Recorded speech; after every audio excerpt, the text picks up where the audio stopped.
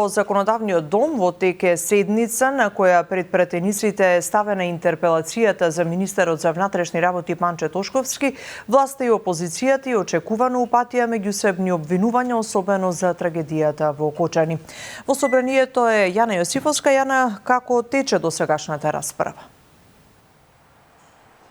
Тања, продолжена паузата која што пред околу 2 часа собранискиот спикер Афрем Гаши ја даде тука во собранието, а причината е она што претходно во Линковското јавување го спомена колешката, дека министерот на кого што фактички се однесува интерпелацијата Панче Тошковски замина во МВР според нашите информации да се сретне со семејствата на погодените од трагедијата во Окочани, откако тие веќе известивме, протестираа надвор пред Законодавниот дом, барајќи одговорност и правда. Но од она што претходно можеше да се слушне тука во собранието. Интерпелацијата за работењето на Тошковски ја поднесоа пратениците од Левица, но според изјавите ја поддржаа и останатите опозицијски партии, односно и СДСМ и ДУИ.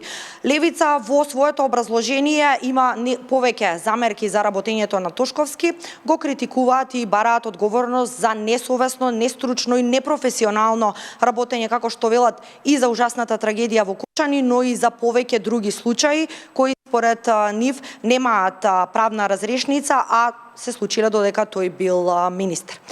А од друга страна, со слични критики излегоа и пратениците и од СДСМ и од ДУИ, но министерот Панче Тошковски во своја одбрана не смета дека МВР и тој лично работеле непрофесионално. Напротив, истакна дека ги дале сите можни капацитети и професионалност и неселективност, како и за трагедијата во Окочани, така и постапувајќи по сите отворени случаи и предмети, како што рече. Истакна дека жали за секоја една жртва, меѓутоа дека ќе има правда и замери на опозицијата дека сето ова што го прави е политичка злоупотреба на трагедијата. Во продолжение го слушаме првиот блок изјави. За неговата некадарност од аспект на неговите карактерни особини, доволно говори фактот што тој досега не ни помисли да понуди оставка од морални причини, нешто што го правеле претходни македонски министри во слични ситуации кога сме имале вакви хавари. Интерпелацијата ја темелиме на 10 основи, од кои 5 се поврзани со трагедијата во Окочани, а останатите 5 се промашувања и непрофесионални действија кои не се поврзани со Окочани. Една од грубите манипулации кои што се обидува да ги се продаде на македонската јавност е дека не одговараат сегашни функционери.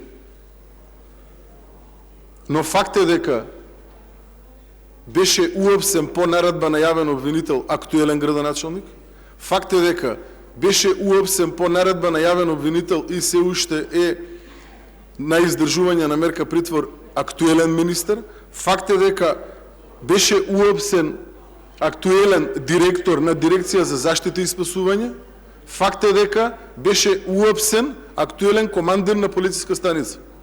Тоа се факти. Во овој случај, од самиот почеток, Министерството за внатрешни работи постапуваше по насока и во координација со јавното обвинителство. Односно, полицијата нити селектираше, нити одредуваше кој ќе биде опфатен, нити водеше истрага по сопствена волја. Да, споменав претходно, СДСМ и ДУИ со критики до Тошковски дека работи и постапува селективно, дека не се приведуваат ниту високи функционери, ниту полициски службеници од, како што велат, нивната партија и блиски до нив.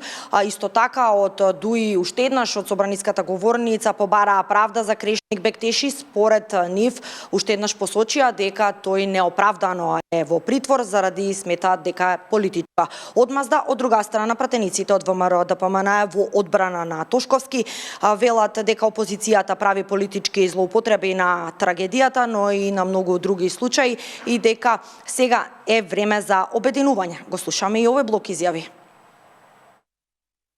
Господин Тошковски, вие сте 15 месеци веќе министер во Министерството за внатрешни работи и во овие 15 месеци Министерството за внатрешни работи го претворивте како комплетно нефункционално министерство, Министерство со најголем број на скандали, каде што преовладуваа селективноста, неказнивоста и комплетно е нарушена безбедноста на граѓаните.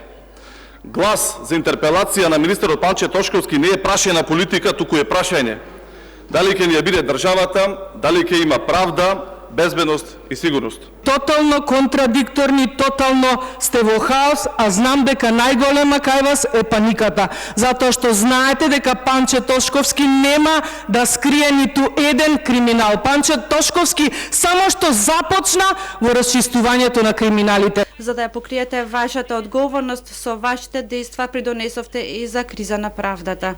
И ова најдобро се илустрира со случајот на притвор на поранешниот министер за економија, господинот Крешник Бектеши. Крешник е во притвор без конечна одлука, без убедливи докази, додека актуелните функционери шетаат слободно и им даваат лекции на граѓаните. И сега вие ме прашувате мене кој може да одговори? Ако системот бил гнил, да гнил. Да гниле. Знаете од 2012 па наваќе кој го управувал Министерството за економија? Не ни сакам наназад да се враќам. Знаете ли? Знаете. Цело време кадри од ДУИ. Да, се очекува попладнево да продолжи собраниската седница тука околу интерпелацијата за министерот за внатрешни Панче Тошковски. На крајот само да споменам дека ова е втора интерпелација за него.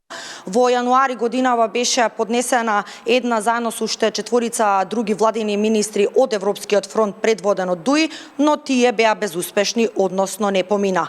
Ист таков исход се очекува и за денешната интерпелација за Тошковски, со оглед на тоа што нема мнозинство гласови во собранието која ќе ја поддржат, но сепак еве пратениците од опозицијата искористија да ги кажат своите ставови и околу трагедијата и околу сите случувања и работата и на министерот и на министерството со кое раководи.